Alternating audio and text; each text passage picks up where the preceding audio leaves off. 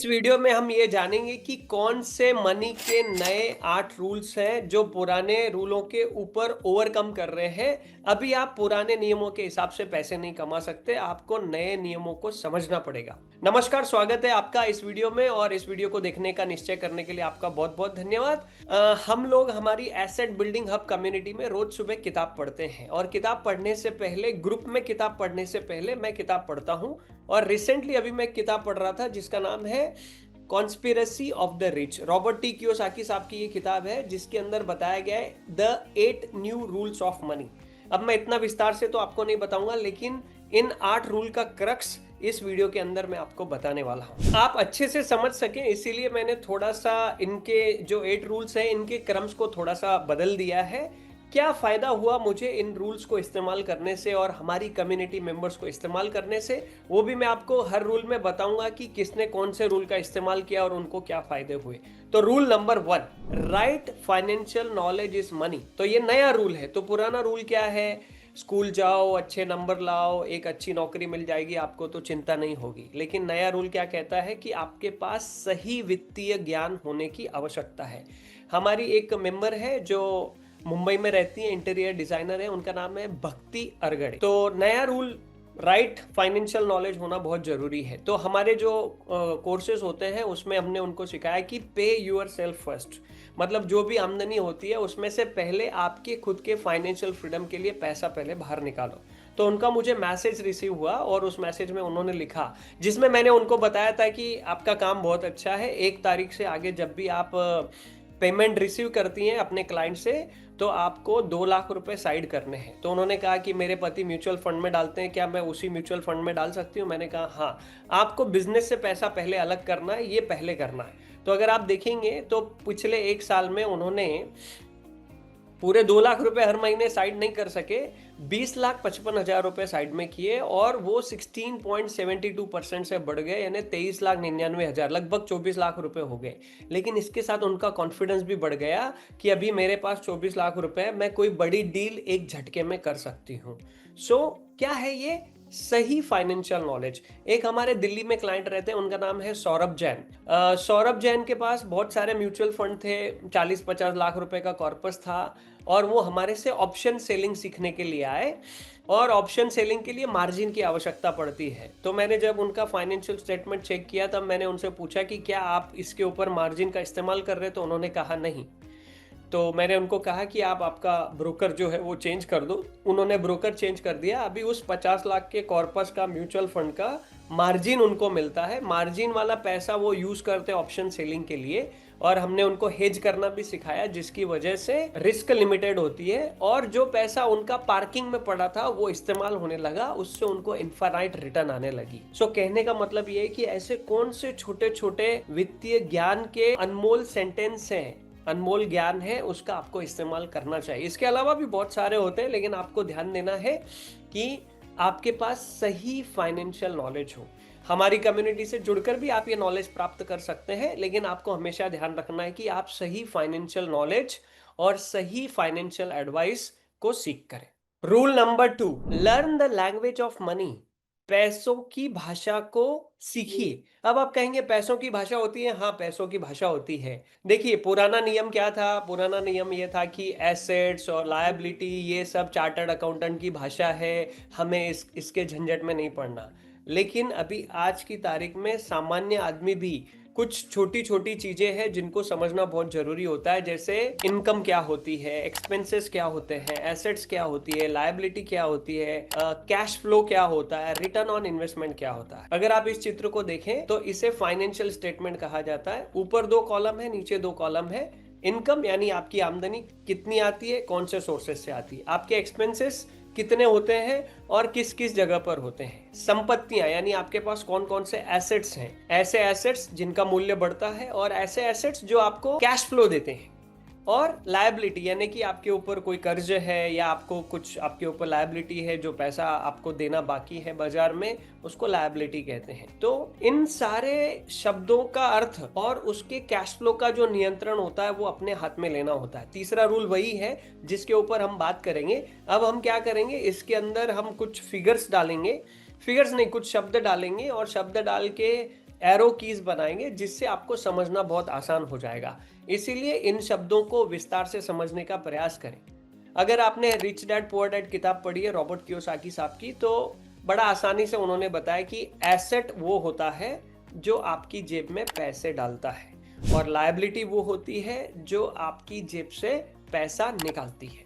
तो अभी हम इसका अच्छे से वर्णन करेंगे रूल नंबर 3 में। तो रूल नंबर 3 क्या है? रूल नंबर 3 है control your cash flow. Old rule क्या था, पुराना रूल क्या था कि जितनी कमाई हो खर्चे में एडजस्ट कर लो। नया रूल क्या है? कंट्रोल योर कैश फ्लो, यानी अपने कैश फ्लो का नियंत्रण अपने हाथ में लेना। अब अगर पैसे से संबंधित हम बातें कर रहे हैं तो पैसे को लेके कुछ लोग गरीब होते हैं, कुछ लोग मिडिल क्लास होते हैं, कुछ लोग रिच होते हैं। अब आपके सामने देखिए, ये एक फाइनेंशियल स्टेटमेंट है। ये एक पुअर व्यक्ति यानी गरीब व्यक्ति का है, जो पैसा कमाता है, रोटी कपड़ा मकान दवा दारू इंटरनेट रिचार्ज दैनंदिन खर्चे में उसका पैसा खर्चा हो जाता है। एरो की दिख रही है, मतलब कैश फ्लो बाहर चला गया, व्यय के कॉलम से यानी कि एक्सपेंस के कॉलम से पैसा बाहर चला गया, उसके पास कुछ बचता नहीं है। जैसे आपके घर में मेड होती है, वॉचमैन होता है, ड्राइवर होता है, लेबर होते हैं, वो हमेशा आए दिन आपको कहते रहते हैं साहब इस महीने पगार जल्दी दे दो, बच्चा 2 दिन बीमार था, एडमिट था, या बच्चे की स्कूल की फीस भरनी है ना। ये पुअर व्यक्ति का स्टेटमेंट है। Cash flow is going out, उसका कंट्रोल नहीं है। अब ये दूसरी स्टेटमेंट देखिए, ये मिडिल क्लास व्यक्ति की है। अभी मिडिल क्लास गरीब से जरा सोफू टाइप का होता है, उसको रोज फोन आते हैं, सर प्रीपेड लोन आसान मासिक किस्तों में। बैंक इससे बहुत प्यार करती है, क्यों? क्योंकि इनको अपनी इज्जत प्यारी होती है, साख बचानी होती है। ये गांव से आते हैं, एजुकेशन पूरा करते हैं, बड़ी सिटी में रहते हैं, खुद का 1 BHK 2 BHK लेते हैं, कार लेते हैं, क्रेडिट कार्ड का इस्तेमाल करते हैं, और वो जो घर होता है उसके ऊपर कर्ज होता है, जो कार उन्होंने ली है इस्तेमाल कर रहे हैं उसके ऊपर कर्ज होता है। तो आप देख रहे हैं कि रोटी कपड़ा मकान मनोरंजन टैक्स दवा दारू दैनंदिन खर्चा तो इसको भी लागू है, सभी को लागू है, लेकिन इनका जो पैसा आता है वो पैसा EMI के माध्यम से बाहर जा रहा है। अगर ऐसा किसी का स्टेटमेंट होता है फाइनेंशियल स्टेटमेंट, तो वो मध्यम वर्गीय व्यक्ति होता है। तीसरा होता है रिच पर्सन। अब आप ये जो देख रहे हैं सामने, ये रिच व्यक्ति का स्टेटमेंट है।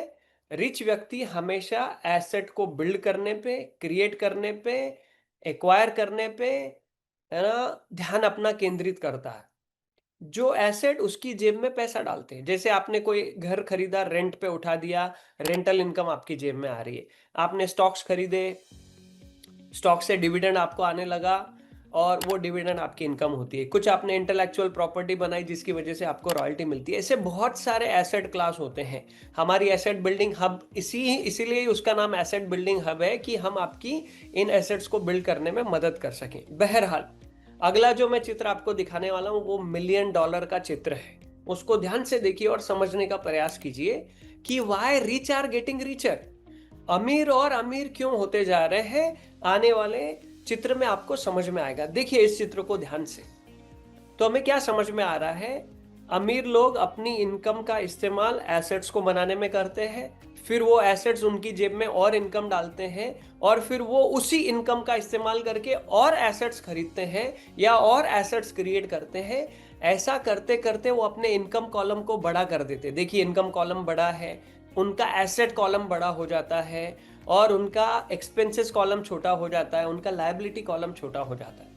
जब इस तरीके से वो एक बार हासिल कर लेते हैं अपना लक्ष्य, उसके बाद फिर वो विलासिता की चीजें खरीदते हैं। यानी अगर उन्होंने कार खरीदी तो उनका EMI जो है वो खुद नहीं भरते हैं, उनका कोई ना कोई एसेट्स उनके EMI को भरता है। इसकी वजह से रिच आर गेटिंग रिचर। इसीलिए जब तक आपको ये पता नहीं चलेगा कौन सा पैसा कहाँ लीकेज हो रहा है, तब तक कि आप कंट्रोल नहीं कर सकेंगे, और ये हमारी कम्युनिटी में भी सिखाया जाता है। रूल नंबर 4 की तरफ पढ़ते हैं। बहुत ही अद्भुत रूल है। इस पे लिखा है लर्न टू यूज डेट। पुराना रूल क्या था कि कर्जा मत लो, कर्जा बुरा होता है। लेकिन नया रूल क्या है कि अगर आप अपने आप को इस कदर काबिल बनाते हैं कि जो दूसरों के पैसे का इस्तेमाल करके एक सॉलिड सिस्टम बना सकता है, एक सॉलिड एसेट को क्रिएट कर सकता है, जो एसेट उसकी जेब में पैसा डाले, और वो इतना पैसा डाले कि जो कर्ज लिया है उसका ब्याज चुकता करने के बावजूद भी आपकी जेब में और ज्यादा पैसा आए। इसका मतलब आपने दूसरे के पैसों का इस्तेमाल करना सीख लिया है। ये एक स्किल है, ये सभी को नहीं आती है। अगर ये स्किल आप सीखते हैं और कर्ज का इस्तेमाल एसेट को बिल्ड करने में करते हैं और वो एसेट आपकी जेब में ब्याज से भी ज़्यादा पैसे डालता है, तो कुछ समय में आप वो कर्ज को चुकता कर देंगे और ये आपका एसेट आपके पास ही रहेगा, जिसको आप बाद में बेच सकते हैं। अब एक छोटा सा सवाल है आपसे, आप मुझे चैट बॉक्स में जरूर बताइएगा, इस वीडियो को आप देख रहे हैं। 1 करोड़ रुपया सेविंग करने में अमूमन एक नॉर्मल व्यक्ति को कितने साल का समय लगता है? और अगर वो खुद को काबिल बनाता है और अपनी सिबिल, अपना क्रेडिट स्कोर, ये सब कुछ अच्छा कर लेता है, तो 1 करोड़ रुपए का कर्ज प्राप्त करने के लिए उसको कितना समय लगेगा, है ना? तो आपके उत्तर से भी आपको पता चल जाएगा कि पैसा बचाने में बहुत समय लगता है, लेकिन पैसा कर्ज लेने पर बहुत कम समय लगता है। लेकिन वो दो धारी तलवार होती है। अगर आपने ये नहीं सीखा कि उसका एसेट कैसे क्रिएट करना है और उस पैसे का किसी भी तरीके से नुकसान हो गया, तो वो हमारे गले पड़ सकता है। इसीलिए इसको सोच समझ के करना चाहिए, सीख के करना बहुत जरूरी होता है। ये नया रूल है। अब हम आगे सीखने के बारे में भी बात करेंगे अगले रूल में। रूल नंबर 5 क्या है? रूल नंबर 5 ये है कि prepare for bad times. Okay, so आप हमेशा अच्छे दिनों में रहेंगे। पहले का रूल क्या था? ओल्ड रूल क्या था? ओल्ड रूल ये था कि अच्छे दिन हमेशा रहेंगे। अगर आपके पास अच्छी नौकरी है, आपको इमरजेंसी फंड बनाने की जरूरत नहीं है, कंपनी आपका सारा ध्यान रखेगी। लेकिन अभी ऐसा नहीं। अभी आपको तैयारी रखनी है। आपको पता है कोविड आया था 5 साल पहले, और कोविड के अंदर बहुत सारे लोगों को मोरेटोरियम लेना पड़ा था। कई सारे लोगों के पास अगले 3 महीने का भी सरप्लस कैश हाथ में नहीं था कि वो 3 महीने गुजारा कर सकें। बड़ी बड़ी कठिन परिस्थिति अचानक आ गई थी, क्योंकि वो बैड टाइम्स के लिए तैयार नहीं थे। लेकिन जो लोग बैड टाइम्स के लिए तैयार थे, उन्होंने बहुत अच्छे पैसे कमाए। आप देखो, अभी जूम करके एक ऐप है जिसके ऊपर आप मीटिंग्स हमेशा अटेंड करते हैं। कोविड से ही जूम ने कितना पैसा कमा लिया, क्योंकि वो प्रिपेयर थे उसके लिए। So that is what very very important. अगर आप तैयार होते हैं कि कोई क्राइसिस आता है और आपके पास प्लान आपके पास रेडी है, और वो क्राइसिस आ जाता है और आप उस प्लान का इस्तेमाल करते हैं, तो आपके लिए वो बैड टाइम्स नहीं रहेगा। आप सरवाइव कर जाएंगे। जैसे टाटा ग्रुप की जो कंपनी है, टाटा सन्स, वो हमेशा अपने पास सरप्लस रखती है, कैश को रिजर्व रखती है और हमेशा लॉन्ग टर्म के बारे में सोचती है। इसके लिए जब भी ऐसे क्राइसिस आते हैं, हमने देखा है कि टाटा कंपनियों का भले नुकसान भी हुआ, लेकिन क्राइसिस के बाद वो बहुत स्ट्रांगली उभर के सामने आ जाते हैं। क्यों? क्योंकि वो टाटा है, क्योंकि उनको ये रूल मालूम है जो हमें मालूम नहीं था। आज आपको पता चल गया। इसीलिए हमेशा बैड टाइम के लिए प्रिपरेशन करके रखनी जरूरी होती है। मेरे पिताजी ये कहते थे कि आशा हमेशा अच्छे की करो, लेकिन तैयारी हमेशा बुरे की रखो। जब मैं किताब पढ़ रहा था, तब मेरे को उनकी बात को और ज्यादा गहराई से समझ प्राप्त हुई। छठा रूल क्या कहता है? The need for speed.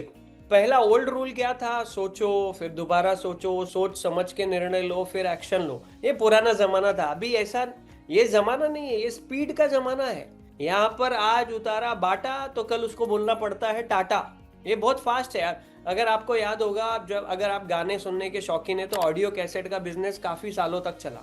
फिर उसके बाद कॉम्पैक्ट डिस्क आई, सीडी बोलते हैं हम उसको, तो 4-5 साल वो बिजनेस चला। फिर डीवीडी आई, वो तो 1-1.5 साल चला। फिर उसके बाद चिप आ गई और पेन ड्राइव वगैरह आ गए, इन्होंने टेक ओवर कर लिया। लेकिन आप देखेंगे आजकल सारा काम ड्राइव पर होता है, क्लाउड स्पेस का इस्तेमाल किया जाता है। तो दुनिया बहुत तेजी से बदल रही है।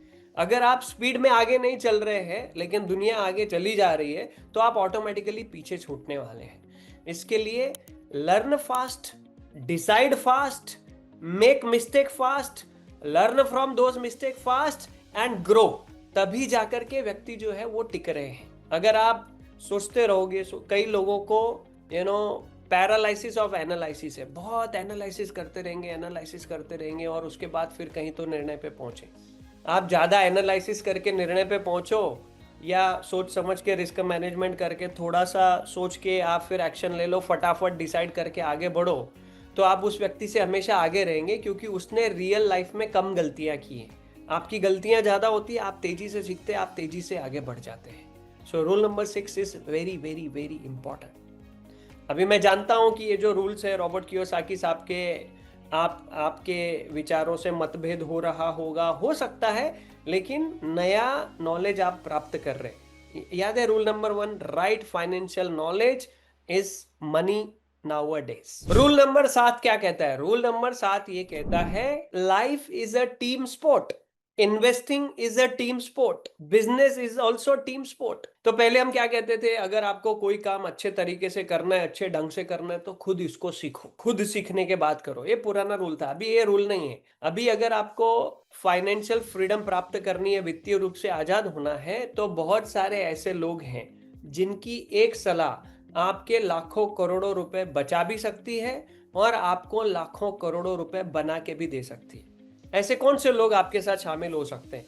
Accountant, financial planner, financial advisor, insurance advisor, chartered accountant, lawyer, mentor, coach, या ऐसा कोई भी व्यक्ति जिसने वो काम पहले से किया है जो आप करना चाहते हैं। ओके, सो ये टीम होती है। हमारे गुरु सिद्धार्थ राजशेखर साहब कहते हैं हु नॉट हाउ। हु मतलब कौन, नॉट हाउ ये नहीं कि कैसे। ये ढूंढो कि इस काम को कौन बढ़िया तरीके से आपके लिए कर सकता है, कैसे करना है। उसमें सारे काम अगर आप करेंगे तो सभी काम में आपकी एक्सपर्टाइज नहीं है, लेकिन अगर आपका चार्टर्ड अकाउंटेंट या आपका फाइनेंशियल एडवाइजर आपको कोई ऐसी एडवाइस देता है जिसकी वजह से आपका आगे का काम बहुत बढ़िया तरीके से होता है, ताकि आगे आने वाला जो प्रॉब्लम है वो न क्रिएट हो, है ना, वो नहीं क्रिएट होगा, तो आपकी तरक्की में किसी तरह की बाधा नहीं आएगी। इसीलिए who not how, that means life is a team sport. और 8वां यानी कि अंतिम रूल क्या कहता है इनका? ओल्ड रूल पहले बताता हूं आपको। ओल्ड रूल ये था कि जितनी सैलरी मिलती है उसी में गुजारा करो, लेकिन अभी नाउअडेज क्या होता है, पैसे की जो वैल्यू है वो गिरती जा रही है ना। तो नया रूल क्या लिखते हैं वो, print your own money. Print your own money से इनका क्या मतलब है कि ऐसे एसेट को क्रिएट करो, ऐसे एसेट्स को बिल्ड करो जो आपके सोते रहने पर भी पैसा दे सकते हैं।